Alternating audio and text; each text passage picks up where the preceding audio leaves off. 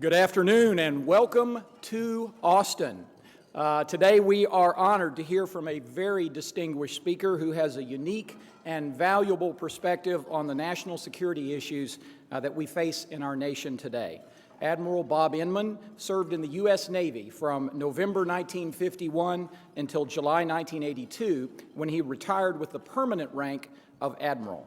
While on active duty, he served as a director of the National Security Agency and Deputy Director of Central Intelligence.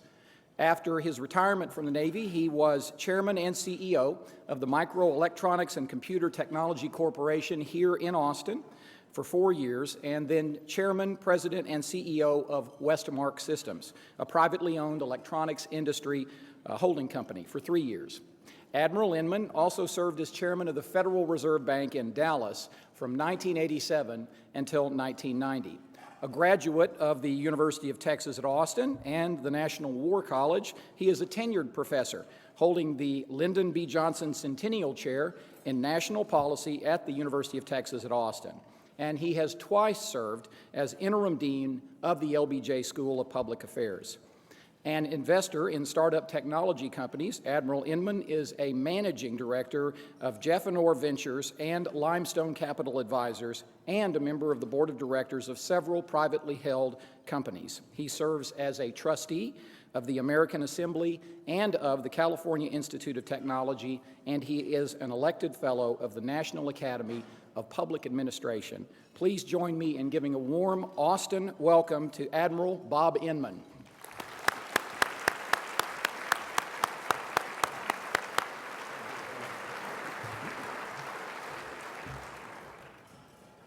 If you will forgive a moment of personal preference, somewhere out in this large crowd, as a guest of Tommy Winstead, is my wife, Nancy Inman, who's coming to listen yet one more time. I'll get a real critique of how I did tonight.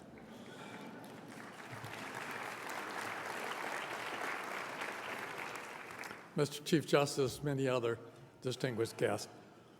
What I'm going to try to do in about 40 minutes is to look at the overarching threats, challenges, opportunities that the country faces, and then to do a geographic spin, looking at many of the challenges a little more closely, and depending if I do this in reasonable time, I'll then make a few comments at the very end about some of the challenges here at home. For most of my adult life, the single greatest overall threat has been the proliferation of weapons of mass destruction. The 8 countries that have had nuclear weapons for a long period of time have had one thing in common. They've all looked at nuclear weapons as something for defensive purposes. The 2 new would-be members of the nuclear club, North Korea and Iran, bring a different perspective. The rhetoric is quieter now in Tehran than it was when Ahmadinejad was president. He kept saying Israel had no right to exist, which raised the specter that Iran might consider offensive use of a nuclear weapon. More troubling and maybe closer to actual having workable weapons is North Korea. And I'll come back later to the unstable leadership there. The worry with North Korea is that anything that moves is for sale. And this could be the first country that ended up selling a nuclear weapon to someone else. And we're certainly seeing in the Middle East right now that there is ample funding for would-be terrorists who might like to acquire a weapon. And if they were to do so, the U.S. clearly would be the primary target. The second overarching threat is terrorism, international terrorism, across international boundaries. We've celebrated the demise of Osama bin Laden, and nobody wants to take the number 3 slot at Al-Qaeda because about 18 of them have been eliminated with drone strikes.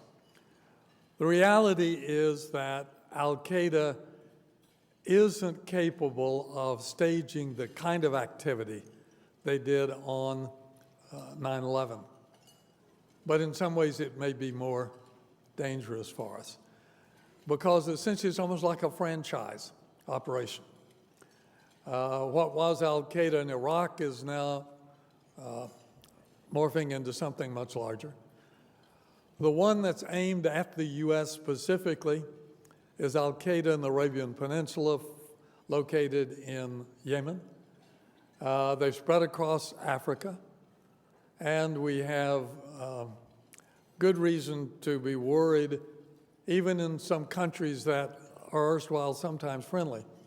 The Pakistan Taliban, I would remind you, are the ones that tried to stage the car bomb attack in Times Square only a few years ago. The third overarching threat is cybersecurity. And let me get you to think about cyber in 5 different slices. The first is the hacker, usually high testosterone young male, just proving they can break into something. It's the mischief counterpart. But where they become a major challenge is when they get together in a group, like a gang. Anonymous is probably one of the most active ones at this point in time.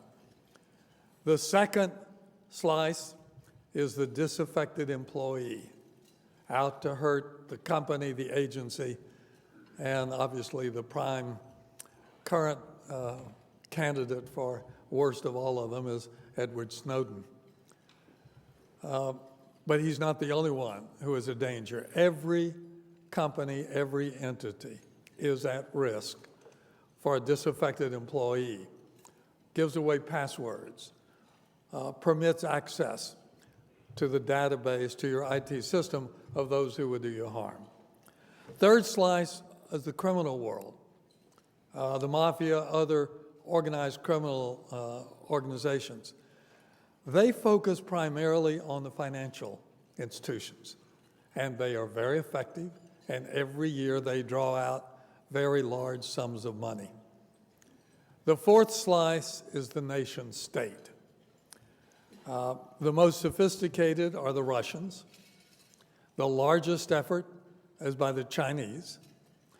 But you can take as a certain reference point any country that has state-owned enterprises uses cyber espionage to support their companies in competition at the international marketplace. And some of those countries are indeed friends of ours in national security arena, but nonetheless they are very active at looking for any information, business world, that will help their companies compete successfully at the international marketplace. We do not engage in support business. Made a conscious decision now almost 30 years ago. What is a U.S. company? Would you provide intelligence support to IBM or Intel with operations all over the world and not to Toyota or IBM, Toyota or BMW or Mercedes, who are actually manufacturing in this country? So the decision was made and has been sustained. The U.S. does not engage in supporting industrial espionage for competition. The last of the slices is terrorism, again.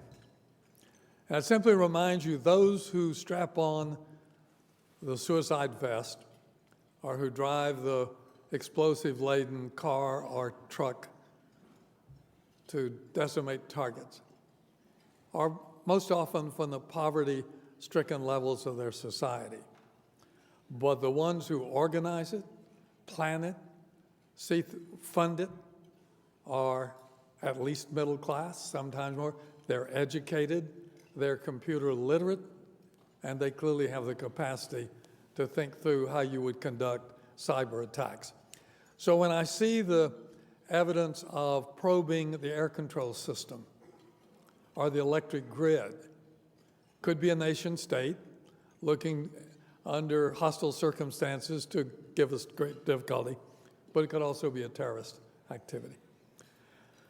The next overarching threat, been with us for a long time, is the international narcotics movement. For a great many years, the rest of the world considered this simply a U.S. problem and a North-South problem in this hemisphere. The U.S. was, and sadly remains, the largest consuming society of illegal narcotic substances. But about 15 years ago, the international criminal syndicates looked at all this and saw what incredible amounts of money were being made. They didn't want to tackle drug cartels, but they concluded there must be underserved markets elsewhere in the world. And so they began a lateral transition out of Colombia, across Venezuela, over to Africa, up into Europe. And in more recent years, out of Afghanistan, across Iran, up into Russia. The only good news here is that there are now a large number of other countries in the world who recognize this is a great problem, not just a U.S. problem. The next one of these threats is one that's still evolving, I'm still trying to characterize it, but that's the prospect of a pandemic epidemic. In this world of rapid air transportation with hub and spoke approaches, it's entirely within the realm of danger that someone with a very infectious disease gets on a plane in Nairobi, Kenya, goes to Dubai, change planes. Everyone on that plane is now infected. And as they scatter to fly various places around the world, you could have a highly infectious disease scattered literally within a day to many parts of the world. And the challenge here is whether the World Health Organizations are really prepared to deal with that kind of a challenge. And every now and again we get a scare with SARS, or most recently MERS coming out of Saudi Arabia. It has not yet developed into a huge threat, but it's clearly one that needs concern. In the category of challenge, not threat, I would put global warming, climate change. The evidence is solid that we are in a period of significant global warming. And the evidence is persuasive that substantial part of this comes from humans. But it isn't clear what solutions would, and how much impact they would have in diluting it. We have lots of coverage of what goes on exoatmospheric and along land masses. But 2/3 of the Earth's surface are oceans. And there is very little hard research yet completed on how do the oceans interact with CO2 and others. So before we start deciding what major efforts we're going to undertake with significant impact on our economy, global economies, we clearly need to push the frontiers of science further to make sure what we do will in fact help more than it harms. Finally, the changing nature of economic competition.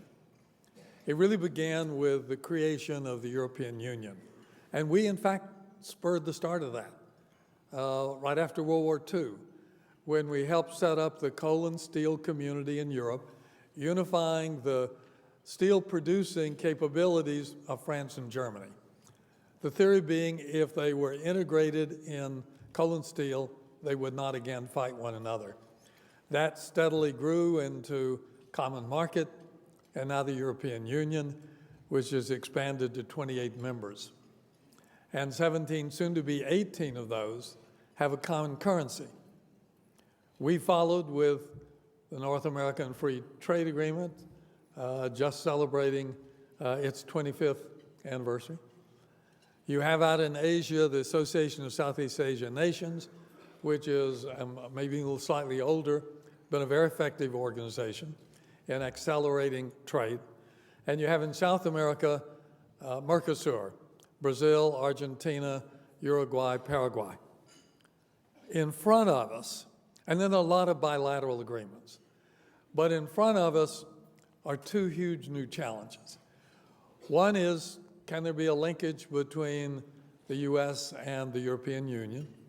That's hung up right now from the U.S. side wanting to exclude financial regulation from being part of it, and from the European side, the French adamantly opposed to any giving on the agricultural side. The one that's potentially much larger, because nothing now exists, is a Trans-Pacific Partnership that would include many of the countries around the Pacific Rim, including Japan. Its great shortfall, in my view, is that China is not a participant. On the opposite side, there is a proposal out in Asia to create a new Asia-centric trade agreement from which we would be excluded, along with Canada, Mexico, Peru, Chile. How this all plays out will have a significant impact on what our economies are going, how they're going to grow, what they're going to look like, how vibrant they will be over the next 2 decades. But without trade promotion authority, meaning that the president can negotiate a bill, negotiate an agreement, submit it to Congress, and they either vote it up or down. They have no ability to amend it. That expired. Congress has not renewed it. Without it, the other countries don't believe that a U.S. administration could get approval of an agreement. So we're not likely to see movement forward unless there is enactment of trade promotion authority. Let me shift to a hopefully fast geographic spin. Steve Harper has been Prime Minister of Canada now he's in his 3rd term. First 2 were minority governments. This one he has a majority. He has solved virtually all of the trade problems with the U.S. Relations with Canada are probably the best they've been in my adult life. But there is a challenge. They are producing large amounts of oil from the oil sands out in Alberta province, and they need a market. And throughout that whole process, the plan was this would be sold to the U.S., but the key is a pipeline to evade it. And that pipeline has been on hold now for almost 2 years because of opposition from environmental efforts, a major part of President Obama's power base. So it's on hold.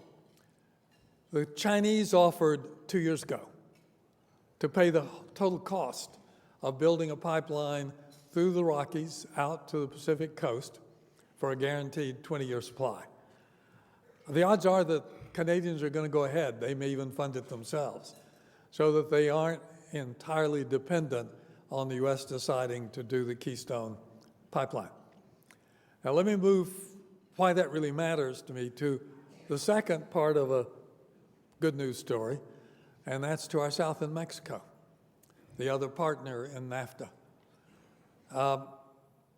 Young president, former governor of the Mexico City province, Nieto, was elected, it'll be 2 years ago next month, and took office the following December. In that interim period, he worked out an arrangement with the 2 opposition parties to go after a lot of the structural problems facing Mexico, including probably the most significant one, changing Constitution to permit foreign investment in Pemex, the oil monopoly in Mexico. Why does this matter? Mexico has great oil reserves, but their productivity has steadily been going down for the last 15 years. They need new technology to help them recover more and also to look at their shale prospects. Legislation passed, amendment is there, implementation in this and with reforms in education, others will be the ultimate test, but the prospect is real. When you look at the huge developments with shale in this country, that within this decade, North America could be completely energy independent. And beyond that, certainly into the next decade, if we elect to do it, we could be a major exporter. Simply from a national security point of view, if we can become a major supplier of natural gas to Western Europe. Now, dependent for more than 25% of theirs on Russia. It changes the whole equation in the process. For me, having looked at negative balance of payments most of my adult life, the prospect of what we could earn and how that could turn the whole issue of balance of payments makes this, for me, a huge national security issue going forward.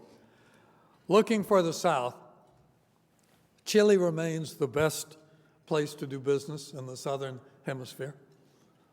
They've now gone through 5 elections since the Pinochet dictatorship, left, just right of center, back, just left of center. Madame Bachelet had an earlier term. She's now undertaking her second term. The common feature of all of those presidents has been a focus on free market economic policies. And that's why Chile is a great place to do business. I should also note this substantial surge in Mexico's economic position, manufacturing moving back there that had gone off to Asia earlier. And part of this and part of the excitement about the energy revolution, we can become an exporting country and still have a plentiful energy supply that lets our cost be very competitive to any other place in the world. The country that's getting most of the attention right now, something going on while we're sitting here, the World Cup matches in Brazil. Mrs.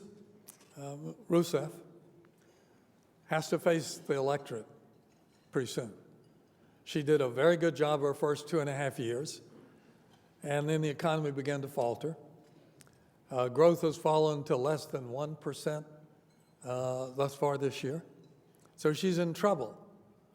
My fearless prediction for you, if Brazil wins the World Cup, she will be reelected. And if it doesn't, she may be in trouble. Going across the South Atlantic, the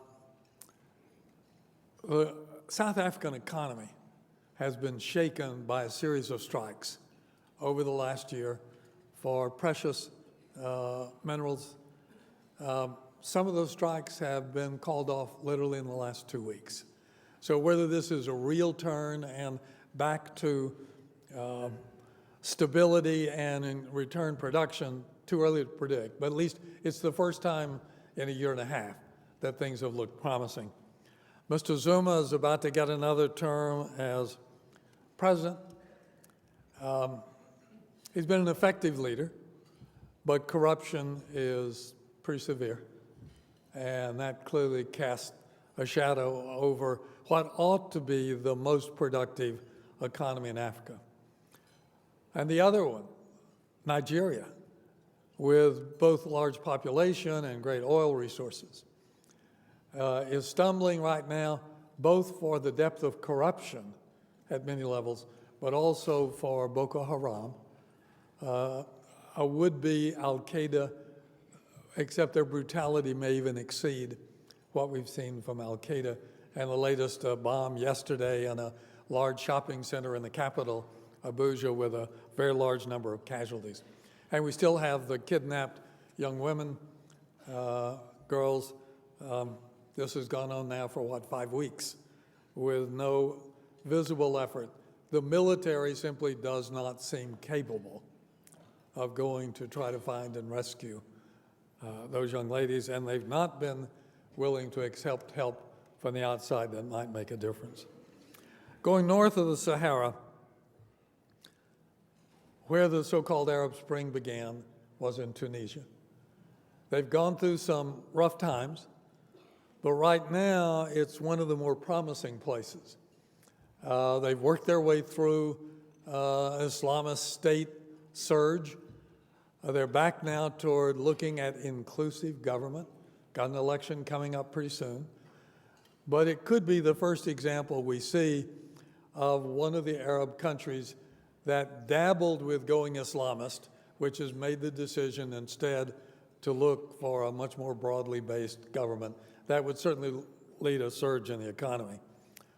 Morocco, under the young king, who tried to get out. He and Abdullah in Jordan both tried to get out ahead of the challenges. They both survived. In the case of Morocco, the economy is now growing a little better than 3% a year, which obviously augurs well for his stance. Libya is a basket case. There was an election yesterday, low turnout. Was to elect a new parliament. That was going to be a national congress that was going to be actually located in Benghazi. It'll take a week to sort out, was it in fact even reasonably effective? But the reality is right now Libya is governed by a significant number of militias that don't want to work together. It's impeding economic growth, impeding the flow of oil externally, though there's nothing promising there on the horizon. In Egypt, Mubarak came under intense pressure. He'd been there 28 years, much too long. And when the demonstrators went to the streets in large numbers, and they went for economic reasons, not for a great thirst for democracy, but because the economy was performing so poorly. We pulled the plug on Mubarak. He was replaced. It shook all our other friends in the area. The Saudis still have not forgiven us for the speed with which we pulled the plug on Mubarak. But since we have that, all you need to do is just have an election, and that the election will solve the problems. They had an election. The only group organized enough to win was the Muslim Brotherhood. And there was never the slightest possibility that they would create an inclusive government. Nonetheless, we backed them. So did Qatar with a lot of money. Almost 3 years later, when they had demonstrated zero interest in an inclusive government, trying to move toward an Islamist state, the demonstrators went back to the streets, but primarily for economic reasons. The army moved again, but they then cracked down pretty hard on the demonstrators afterwards. They wanted to try to get back to stability. They staged an election. Marshal el-Sisi is now President el-Sisi. But frankly, he's the best prospect we have for strong leadership in that part of the world, which would not be aimed toward facilitating Islamist control through many countries in the area. He's being financially supported by Saudi Arabia, Kuwait, UAE. Secretary Kerry this week has finally indicated we will resume military aid. It's a relatively small part. It's not where his needs really are. They're economic. But anyway, watch what goes on in Egypt. How that goes will have a major impact on how events unfold in the Middle East, particularly for Israel and the Palestinians. The only leader who has the possibility of being able to turn Hamas to accept Israel's right to exist is al-Sisi. Whether he will lean on them that heavily to do it, still undetermined. He's the only one who could do it. But if that were to occur, it changes the entire equation. The prospect of being able to find an Israeli-Palestinian agreement, second state, there will be some security risk, but also potentially great economic gains that could be achieved with establishing relationship with all of the neighbors and bringing Israel's great talents to bear on developing those other economies. North Syria, civil war is now in its third year. Casualties have been extraordinarily high, but probably more pertinent, there are more than 6 million Syrian refugees scattered around the surrounding countries. Largest number in Jordan, second largest number in Turkey, third in Lebanon, and some in Iraq. And I would simply remind you of the history, that as the Palestinians were scattered into 15 different refugee camps around the Arab world, and came to fourth generation, seeing no prospect either of statehood or economic growth. That became the breeding ground for much of the jihadists that we have seen joining the terror organizations. So now is the time to try to help those Syrian refugees. Possibility for education. Future leaders of Syria may well be there. And a chance, instead of turning out to be another breeding ground for another 2 or 3 generations of terrorists, to turn it in a different direction. There is nothing that I see we could do inside Syria. It is an all-out civil war, largely Shia Sunni, but both groups are split among different sects. The key factor in sustaining Assad in power has been Iran. The Quds Force, which is the covert arms operation of the Iranian Revolutionary Guards. They train, equip Hezbollah in Lebanon, Hamas in Gaza. They have sustained Syria. They trained them to make them better fighters and brought in Hezbollah to turn the tide of the civil war.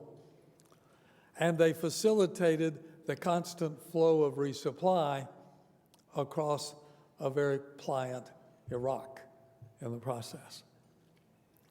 And now we are watching General Soleimani, head of the Quds Force, is back in Baghdad. In 2009, after an election, Alawi, who had gotten the most votes, who'd been a previous prime minister right after the overthrow of Saddam, tough guy, he was outmaneuvered, and Maliki got a second term. Totally committed, obligated, owned by Iran in the process. Now suddenly you have the gutter Saudi-funded, they now call themselves the Islamic State of Iraq and the Levant or Syria. The terms go back and forth, they're interchangeable. They have loose control of eastern Syria, where the Syrian oil fields are located. And you watch, they did the lightning strikes in to topple and take Mosul, and then much of the north and western parts of Iraq. They accomplished that by alliances with disaffected Sunni. We did a surge, but what made the surge work, we bought the Sunni chiefs. It was called the Awakening, and they decided to defeat al-Qaeda in Iraq, and that came to a pretty peaceful period. And we were drawing down to get out, but there was an issue, would we leave forces there to help train the Iraqi military? And here's one of the great challenges. In Saddam Hussein's day, much of the enlisted manpower were Shia. Almost all the officers were Sunni. During the early days after the overthrow of Saddam Hussein, we disestablished the Iraqi army. And many of those people who'd been officers moved out into the insurrection, which bedeviled us for the next 4 years.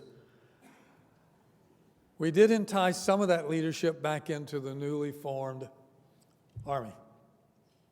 But when Maliki got solidly back for a second term, not only is he prime minister, but he's minister of defense and minister of the interior.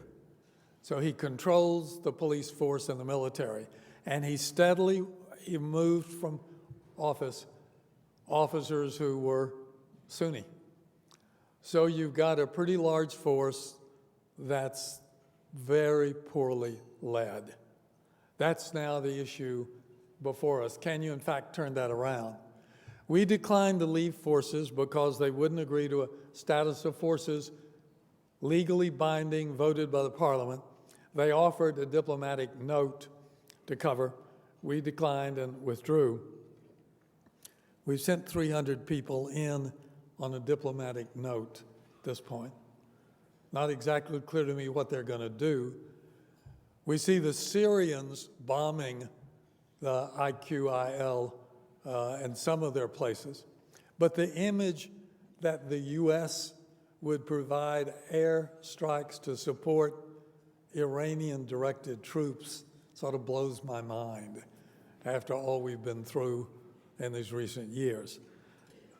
There are no really attractive options. We may well be at the point where we see the boundaries drawn after World War I erased, and that you will find a new independent Kurdistan, stable, solid, economically viable, and controlling the northern oil fields. A state of Islamic Republic, Sharia implemented, dedicated, total Islamist state.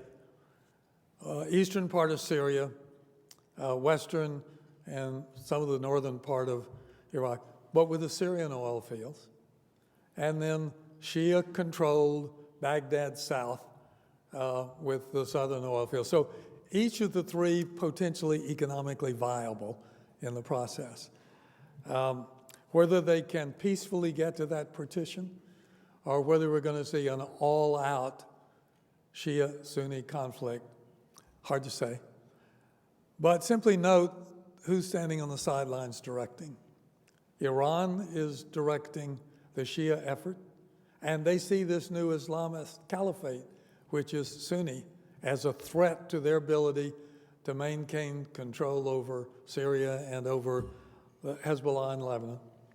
Saudi Arabia and wealthy, and Qatar and wealthy Saudi merchant families tithing are supporting the Sunnis. I have great difficulty perceiving an effective U.S. role in the middle of a Sunni-Shia long-term religious clash. Let me move away from that to look briefly at Europe.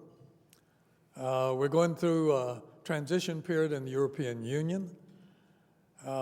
They've gotten through the worst of the impact of the recession, but the economy is still weak. European Central Bank is worried about deflation, so they're looking to implement qualitative easing, which we've just been through and are beginning to wind down. The big fight is over who will be the next president of the European Commission. The longtime Prime Minister of Luxembourg, Mr. Juncker, who is a dedicated political integrationist, is going to get the job. David Cameron has elected to publicly fight it, but he's going to lose this fight because he lost Mrs. Merkel, who internal German politics caused her to reverse and decide to support. So that's going to make things pretty turbulent. The desire of a number of the countries to reduce the power of the bureaucracy in Brussels are going to see instead a shift toward making it even larger and more pervasive in the lives of Europe. And in Britain, we've got Scottish vote for independence. What's going to be the impact on the United Kingdom? We've known and relied on probably since the War of 1812, but certainly since World War II, to be with us. The nuclear submarines are based in Scotland. Will Scotland be part of the European Union? Huge issues. Hopefully, Scotland will make the decision not to secede, but that's not a given at this stage.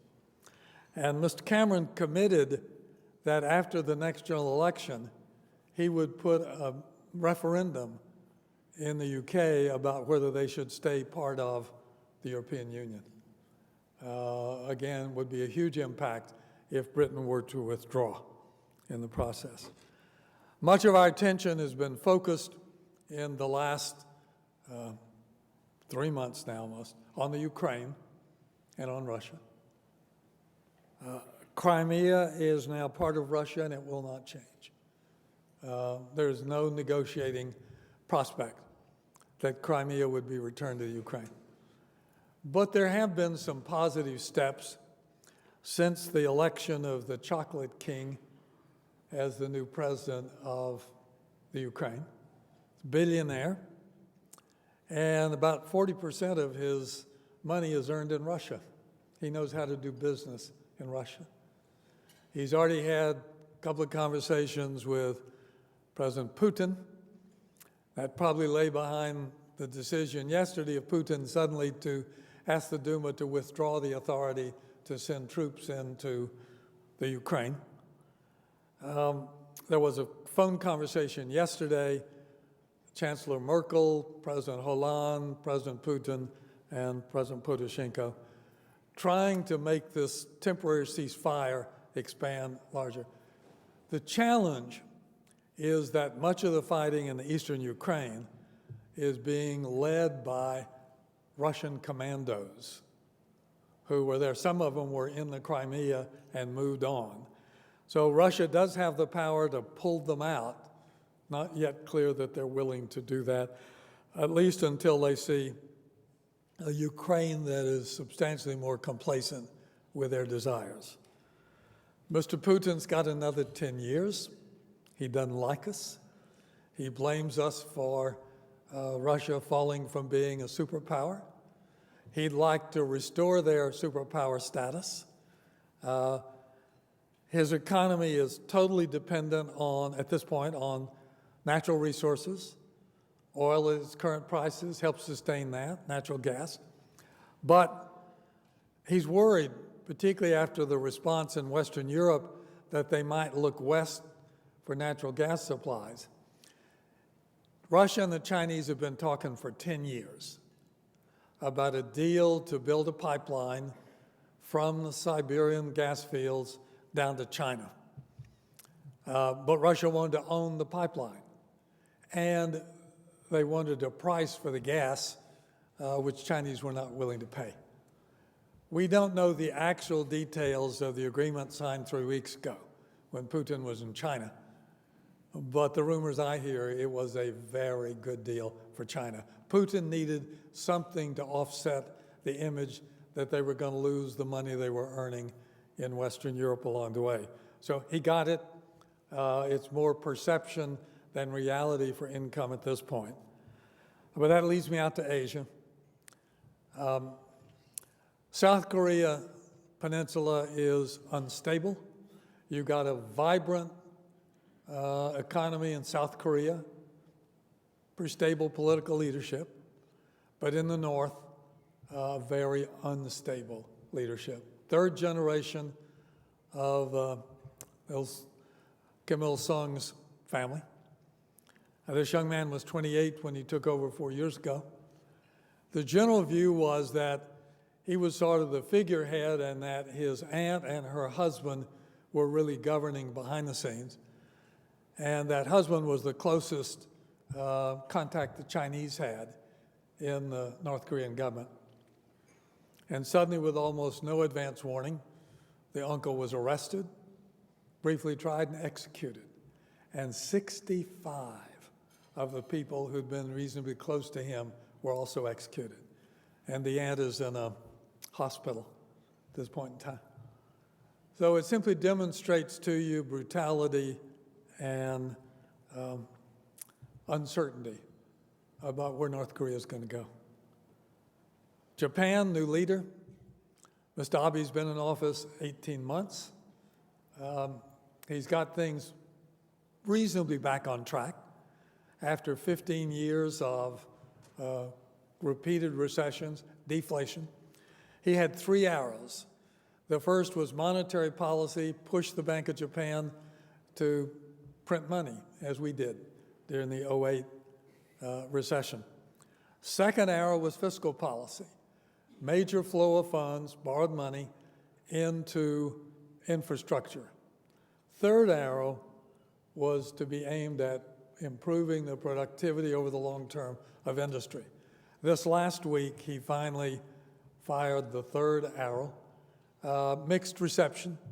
Some call it a thud, others 1,000 needles. Key down in it was to deal with the reality of an aging population. Japan has been very reluctant to permit any immigration. So his first hit here is to bring a lot more women into the workplace. And the second one is to permit foreign workers. And the third element is to deal with corporate governance, and how that's all going to play out, still to be seen. Nonetheless, the prospect is there of restoring third largest economy to being a vibrant partner. Even though he's very nationalistic, at this point, he's still very committed to the alliance with the U.S.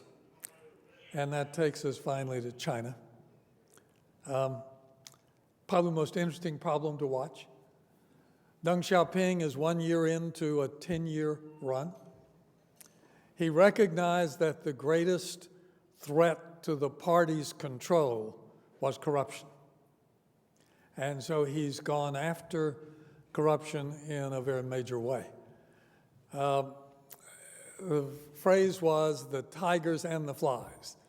In the past, they'd always gone after the low-level corruption, but not the high level. He has now moved aggressively. One of the members of the standing committee who stepped down just a year ago, head of state security, previous energy czar, has been detained for almost a year. And many of his cohorts are already going through the business of being prosecuted. There are some inklings here of troubles that this is beginning to reach to senior people in the regimes of his two predecessors. So many of these are the grandchildren, children of those who surrounded Mao. Some of them suffered during the Cultural Revolution, came back. But it's clearly how far Xi Jinping takes this is clearly going to impact on stability. One thing you can be certain of, he will make no concessions on single-party control of the country. This isn't a Mr. Gorbachev in the process. He hopes to get the economy spurred, but he's got a problem here. It's dropped below 7.5%, 7.3% last 2 months. That won't sustain steady expansion of the middle class. And that's the key to political stability inside China. Second largest economy. They have great hopes of passing us by sometime early in the next decade. But watching it all, I am reminded when we brought MCC to Austin in 1983, it was put together to compete with the Japanese. Japanese are coming. They're going to take over all the business, the rest of it. We can't compete. Well, we did compete, and they fell into 3 long recessions. So how great a challenge China is over the 9 years that Xi Jinping still has and the years that follow will have a lot to do. How does that economy perform? Will it permit the sustained growth to expand the middle class? And probably ultimately the most important, how will the anti-corruption game play out? Right now, general judgment is that Xi Jinping is the strongest leader since Deng Xiaoping. Yesterday, for the first time, I saw in the Financial Times some speculation that he may be closer to being a Mao than a Deng Xiaoping. On that ambivalent note, thank you very much for your kind time and attention.